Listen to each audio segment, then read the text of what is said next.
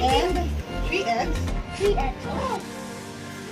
And try to see if it's like nice or something. All-purpose cream, oil, and a tablespoon of vinegar. A tablespoon of vinegar, but we have to use a tablespoon for that. A tablespoon of vinegar. Okay, now let's go. First, put all the dry ingredients. Dry ingredients Is this first. dry? Yeah, that's dry. So put all the dry ingredients I'm gonna first. use that. Not yet, this one lang. No, why? Dito sa ano yun? Sa egg. Sa egg yun. Okay. Are we gonna mix it? You mix the other ingredients. So put the... Is this dry? Yeah.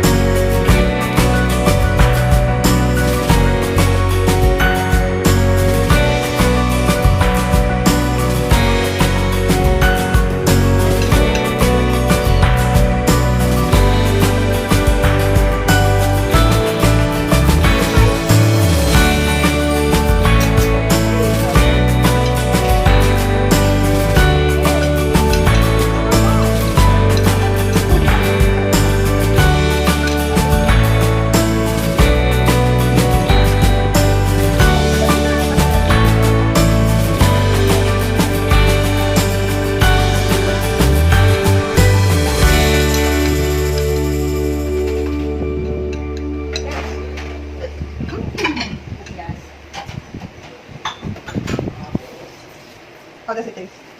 Mm-hmm. It's good. It's good. Don't forget to like, subscribe, and hit the bell for more of my videos. Bye!